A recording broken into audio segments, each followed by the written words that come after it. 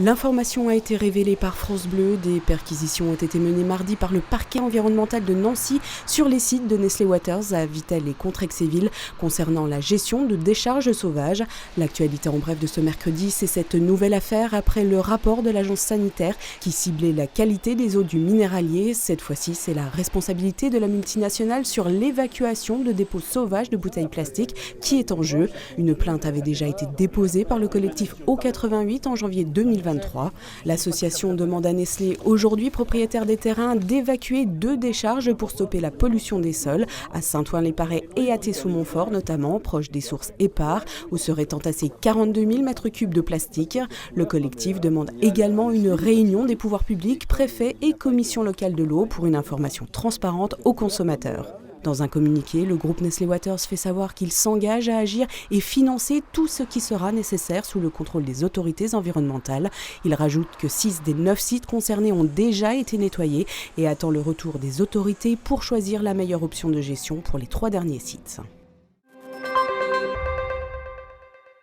Économie toujours, l'entreprise Bragard, spécialisée dans les vêtements professionnels et dans la tourmente, le tribunal de commerce d'Épinal a prononcé mardi sa mise en redressement judiciaire avec une période d'observation de 6 mois alors que son propriétaire, le groupe américain Chefworks, s'était déclaré en cessation de paiement. Le chiffre d'affaires n'a cessé de baisser 29 millions d'euros en 2016. Il affichait un déficit de 3 millions en 2022. L'entreprise fait face à la concurrence chinoise agressive. Le directeur général Alain Gléhello, joint au téléphone, devait rencontrer ce mercredi l'administrateur judiciaire pour tracer un plan de relance pour les 2 mois à venir, avec une priorité maintenir les effectifs.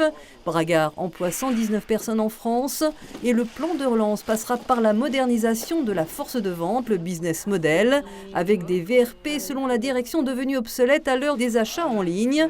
Même si la marque Bragard reste une référence mondiale, ces vestes sont notamment prisées par les grands chefs cuisiniers. Première au lycée Louis Lapic.